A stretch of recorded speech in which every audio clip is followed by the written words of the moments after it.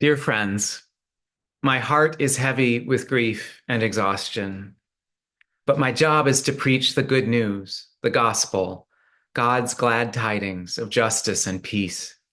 I'll get to that, I promise. But we can't just jump to the cheerful things. This is a profoundly frightening time. Many, many people are in danger as a result of our national election. And of course, it's not just the election. We are facing so many overlapping crises right now. We are worried for the safety of women, persons of color, and transgender persons. We watch with outrage as warfare kills innocent people. We can't even trust that our kids are safe from deadly violence in the classroom. And of course, through all of this, we feel traumatic anxiety about climate change and extreme weather. I sometimes feel like I'm suffocating under heavy blankets of fear, anger, and aching sadness. And not just today, not just last evening. I have awakened in the wee hours quite often for many years now, worried about all that's happening, all that could happen. In times when I'm feeling deeply discouraged, I think about my mother when she was dying of cancer, holding out hope for healing, for recovery, for the tumors to go down and the illness to go into remission. I remember her saying several times, maybe I'm just whistling in the graveyard. And yes, given that she did finally die of her illness, if she was only hoping for a physical cure, then this was a false hope. But I also remember that my mother did not die in despair. I remember that she did finally have a more nuanced and genuinely hopeful understanding of her illness and her grim prognosis.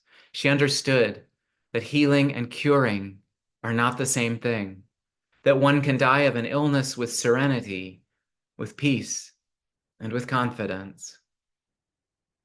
My mother prayed fervently for her healing, and healing came to her, even though a cancer cure did not.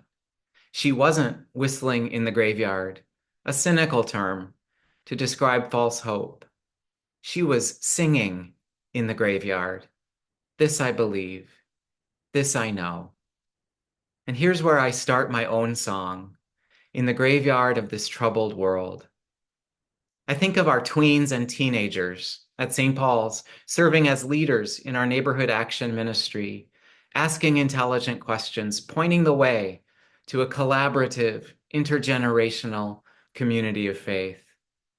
In a time and place where this may seem impossible, one of our youth has become the driver of church attendance in their household so that they can serve yet again in our companionship ministry alongside our neighbors who seek safe shelter. Another tween here at St. Paul's is a lector and an actor, a curious soul with intelligent questions about God, about suffering, about the meaning of biblical parables. His smile lights up a whole room as he joins us in delightful, creative ministry. Know this truth. These young people have a community that nurtures and supports them and makes them ready to enter and improve this world. And then I think of their parents and all parents at this parish we love. Most of these parents fight chronic exhaustion to do all they can for their kids. And at our church, they find some relief, relief given to them by all the rest of us. Then I think of our elders, full of years, discerning their shifting roles and identities as they gather here year by year to say their prayers. And then it all comes together for me. I sing in the graveyard of our fears, the graveyard of our anger, the graveyard of our aching sadness. I sing with resurrection joy about the intergenerational community of faith God has given us.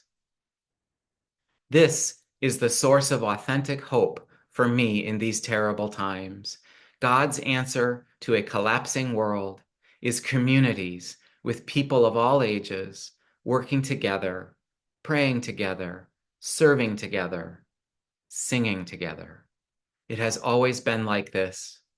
The first Christian communities lived in a shattering time of oppression and state-sanctioned violence.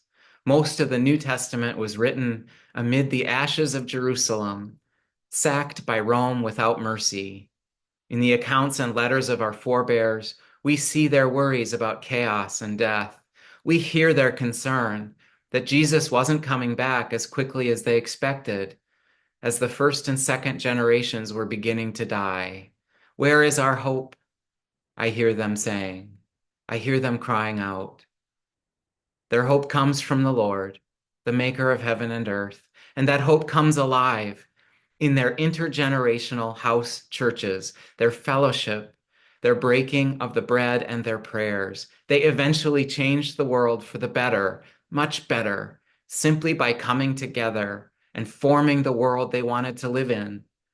God's answer to a collapsing world is a community of faith, and then another community of faith, and then another, until they circle the whole world.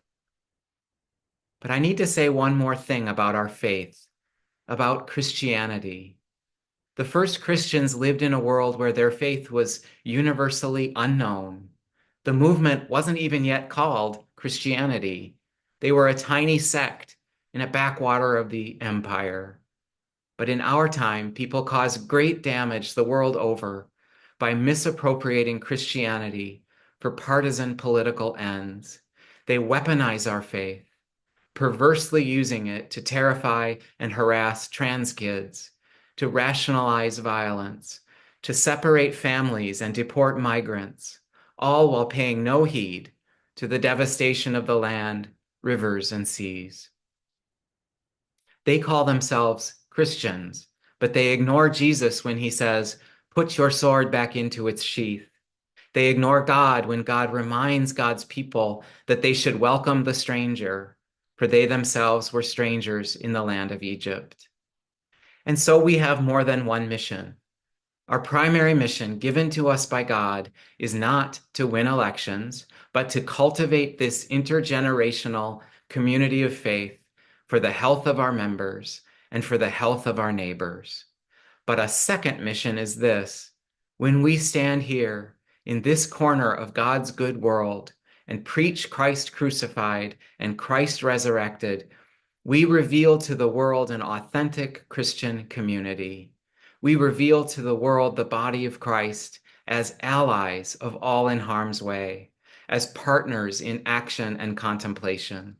We reveal to the world a just and peaceful future over and against the bitter disappointments of our stormy present. We reveal to the world the true meaning of the cross of Christ. In all we do here, together, we are evangelists. We proclaim truly good news. Paul, our patron, wrote more than once to the church in Corinth, in Greece. We have his writings collected in 2 letters.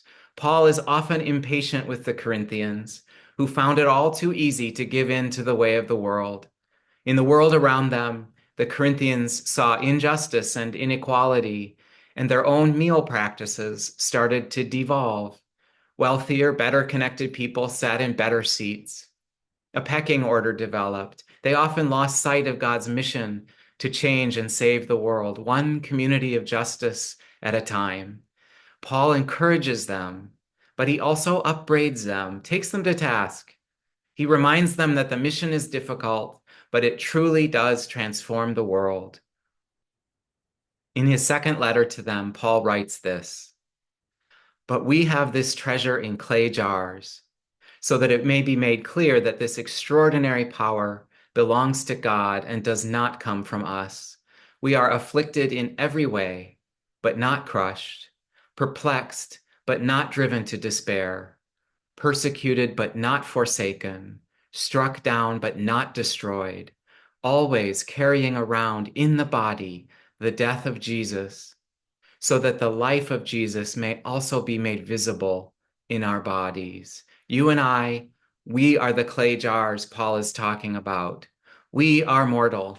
We are vulnerable mammals on a planet that, against all odds, somehow supports life. But the treasure of God's kingdom is stored inside us, between us, among us. And so as we move forward into the fray, into the arena. We surely are afflicted, perplexed, persecuted, struck down, but we are not crushed, not driven to despair, not forsaken, not destroyed. We carry around the death of Jesus, Paul writes. That is, we are acquainted with death. We are companions of the dying. We are friends of the refugee. We are visitors of those on death row. We are often found comforting the sick in hospitals and sharing soup with unhoused campers. We Christians are well acquainted with death. In this sense, what happened yesterday does not come to us as a surprise. So goes the world. But we also reveal the life of Jesus. Always with God's help, we change this old world. We take our part in making it new. Oh, dear friends, how I love you. How deeply I want to embrace all of you, encourage you, buck you up, send you out. And there will be time for that. Feel your feelings today. Drink water, breathe. But let's keep coming back, okay? Come back to help our kids grow up with authentic hope. Come back to receive the wisdom of our elders. God is with us, and God gives us extraordinary power visible in our bodies. And this gathered community of saints, this is our song of Alleluia in the graveyard of this troubled world. May the Holy Three bless you and keep you.